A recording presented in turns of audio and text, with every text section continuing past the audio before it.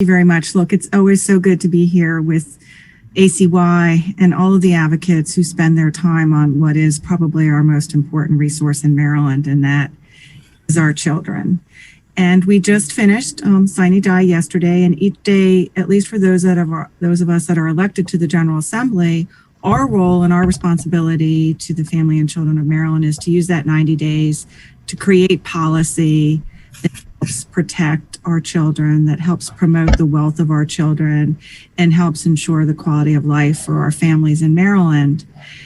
It was an unprecedented session because of the COVID, and it really rendered us with very empty halls, very little opportunity to interface directly with families and advocates, and rendered us all, as we are today, to the tool of Zoom.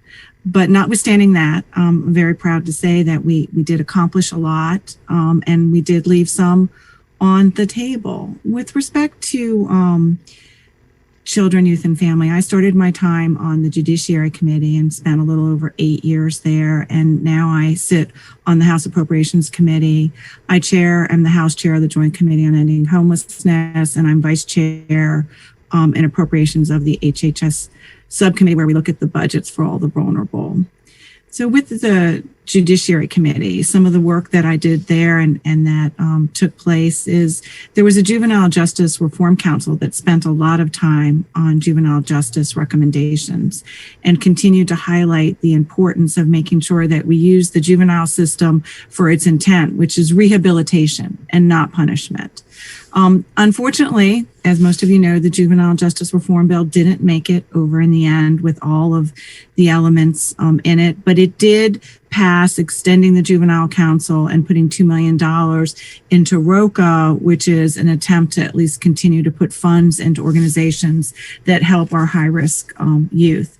But within that bill, for many years with you, we've been working on the concept of informal adjustment, which means that we don't want our children to go straight into the juvenile court system, that we want a point in time. And I passed this bill last year in the House, and it was part of the juvenile justice package, and will continue. And I've worked with many of you to say that when there's an agreement between the public defender and the state's attorneys and the juvenile and their parents, that they can complete and should go through another process other than the judicial system. And once they complete that, which is a very educational, very supportive, very reparative process, that they are able to exit the juvenile system and not remain in it. And kids that exit have more than a 90-something% chance of never returning again. So we continue to highlight the need for that. We continue to believe a lot of jurisdictions will engage in that without the statutory framework for it. Nevertheless, we're going to continue to push for the statutory framework. The bill also included, and we're working on provisions that say juveniles should not be given a probation of longer than, for a nonviolent crime, 6 months, or for a violent crime, a year, without a case review, without making sure everybody gets back in the room to evaluate what's best. And we know this is the most, for those children that are living, you're talking about the where children live, where they inhabit. The juvenile justice system is a place that we want to meet the goals of rehabilitation, and we don't want children in there longer than they should be. So we'll continue to work on the idea that children shouldn't languish in it under maybe the idea that somehow the justice system does better by keeping an eye on them. Some judges just want to keep an eye on children longer than they should without everybody having a holistic review. A very important bill. Look, education has been the highlight of the General Assembly session with the blueprint and the reform that we're making to the blueprint. And what we did was I worked with the advocates and said, look, if you're homeless, if you're out of the foster care system, we want you to go to university, to go to college, to go to community college, to get higher ed. And look, if somebody made it to the point where they have been homeless or unaccompanied or in the foster youth system and they are college ready, we should support them. So I worked very hard with the advocates and passed House Bill 216, working with Mary Washington also in the Senate, to make sure that we've got tuition exemption for those that are homeless. You're going to have to keep an eye on my time or tell me if I'm talking too long.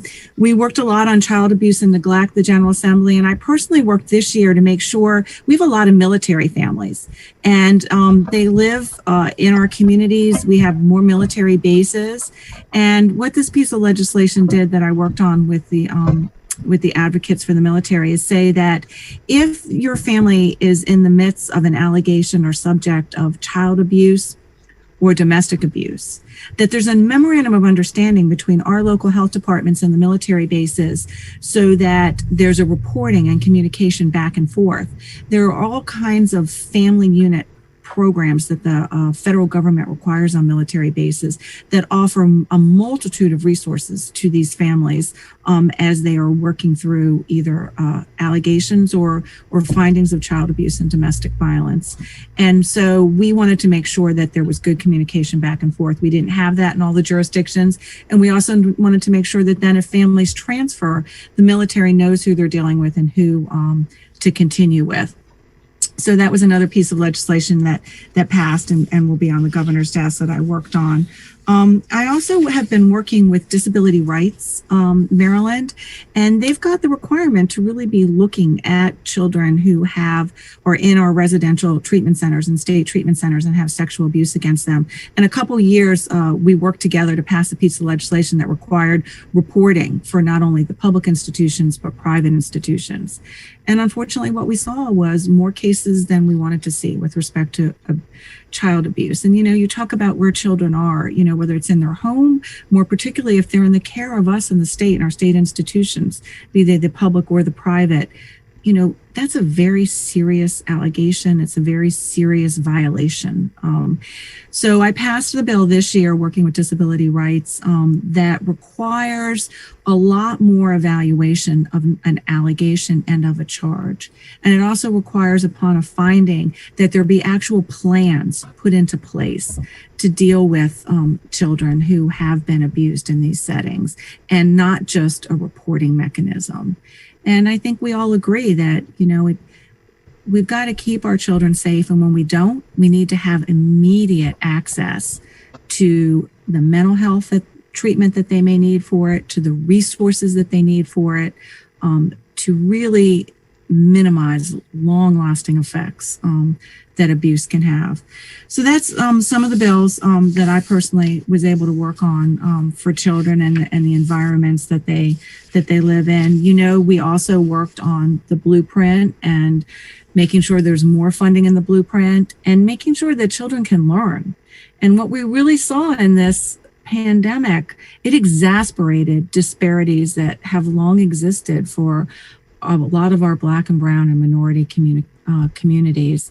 And saying you're going to learn and you're going to learn at home doesn't work if you don't have access to not only the technology, but to the broadband and to be able to get your computer on. And how many of us are already having a problem as long as we've been doing Zoom with it going in or out? But imagine being in a home that doesn't have the wiring or the high speed or the equipment that you plug in. So a tremendous amount of money is going to be poured in to making sure that we have equal access by families and children to what we know now could be the next way that we live, which is on the internet for purposes of primary learning. I see you popping back on. Do you want me to wrap it up and say that, in the General Assembly, I believe all of us that go there to make the lives of families better. We choose to do so with different priorities, even from different parties. But we did a lot of good this session, and we can't do it without advocates. You're our voice, and we do our best work when you speak to us. So thank you.